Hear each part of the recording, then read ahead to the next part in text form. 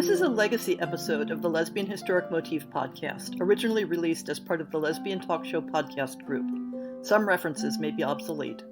The show looks at lesbian-relevant themes in history and literature, has interviews and discussions about current historical fiction with queer female characters, including fantastic versions of the past, and presents new original historical fiction for your enjoyment.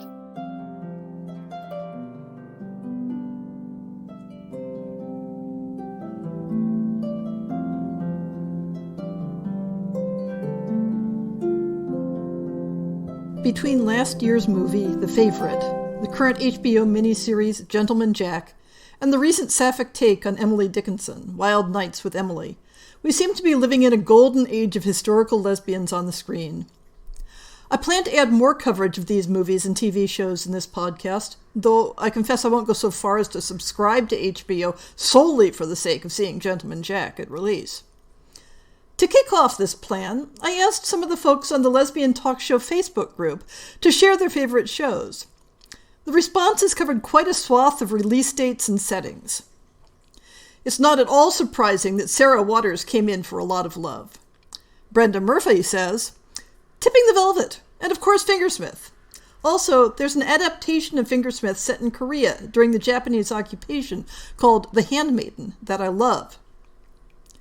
Tipping the Velvet is, of course, the picaresque tale of an oyster seller's daughter who falls for a cross-dressing stage performer in Victorian England. The 2002 British miniseries was followed 3 years later by another, darker Sarah Waters miniseries, Fingersmith. Also set in Victorian England, it follows two young women through layers of deception and fraud that turn your understanding of the plot inside out. The Japanese version, The Handmaiden, keeps the central plot, but translates it to a different setting. Our fearless leader Sheena comments, the miniseries adaptation of Fingersmith was simply gorgeous. And she goes on to say, I loved the film version of The Secret Diaries of Miss Anne Lister. This would be the 2010 movie about early 19th century lesbian Anne Lister, which mostly focuses on an earlier part of her life than the new miniseries. Alexis Jackson recommends If These Walls Could Talk, Part 2, calling it my favorite lesbian movie ever.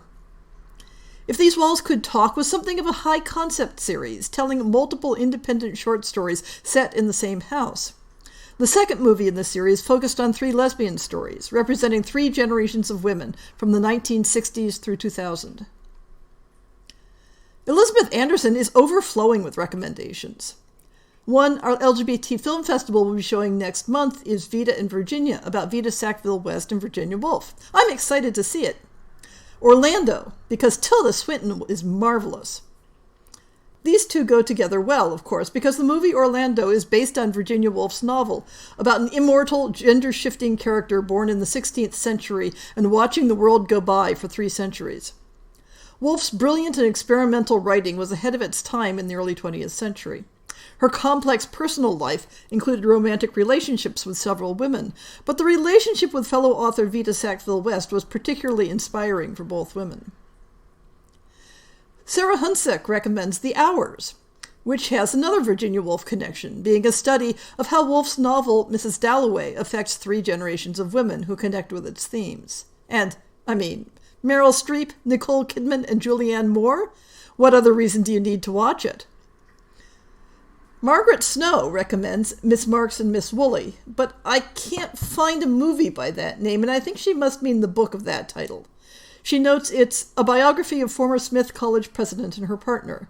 One wrote travelogues. They had a beautiful home on Lake Champlain that I got to tour once, owned by a cousin's aunt. Inspirational to see women living and succeeding on their own in the 1940s. The two met at Wellesley College in the 1890s when Woolley was a professor there. You've probably heard the term Boston marriage for women in lifelong romantic partnerships in the later 19th and early 20th century, but the label Wellesley marriage was also popular in reference to the number of female couples among the faculty of that woman's college. Marks became a professor at Mount Holyoke College, and Woolley became president of Mount Holyoke the same year. They were a couple for 55 years. Their story would definitely make a great movie, but I can't find any mention of it having been done yet. Massachusetts, around the turn of the 20th century, is also the setting of another movie recommended by Elizabeth Anderson. She notes, Packed in a Trunk is a documentary, but so good. Edith Lake Wilkinson, born in 1868, was an artist who lived and painted in Provincetown, Massachusetts during the early decades of the 20th century until she was committed to an asylum for the mentally ill in 1924. Wilkinson's great niece wrote and directed. Elizabeth finishes out her recommendations with Carol, Reaching for the Moon, and Albert Nobbs. Carol is the 2015 adaptation of Patricia Highsmith's novel The Price of Salt, perhaps the first lesbian novel of the pulp era to dare to claim a happy ending. Reaching for the Moon appears to be more in the tragic vein, a Brazilian biopic about American poet Elizabeth Bishop and Brazilian architect Loda de Massado Soares. Albert Nobbs was also limited to the art house circuit back in 2012. Starring Glenn Close, it's the story of a woman in late 19th century Ireland passing as a man to work as a butler in a hotel. Her imagination is open to new possibilities when she encounters another passing woman and her wife. Meredith Santiago recommends Amy and Jaguar and notes, I haven't seen it yet, but Wild Nights with Emily looks interesting. I'd be curious to hear your take on that movie and on Emily Dickinson. That definitely sounds like a request to do another pair of shows like I did for Queen Anne and The Favorite. I can't find clear information on how to find Wild Nights with Emily. Wikipedia claims it premiered in March 2018, but then says it was released just last month in April 2019. Movies.com knows nothing, but wait. The website for the movie says it's playing right now at several art house theaters in my area. Anyone in the San Francisco Bay Area want to get together for a movie? I mean, I'll probably have gone ahead and seen it by the time this podcast airs, but I could see it again. Seriously, find me on social media. Let's set something up. Elizabeth Anderson comments, yes, I don't know why I spaced on that one. I've seen it twice, and it's one I'd recommend without reservation. And she provides a link for an interview she did with the director last June for her show, The 10th Voice. I'll put a link in the show notes. And speaking of show notes, I'll include links to the IMDb entries for all of these movies in the notes. So look forward to more movie content in this podcast, probably coordinated with essays about the historic context. And if you'd like to be a guest and talk in depth about lesbian historic movies, drop me a note and let me know.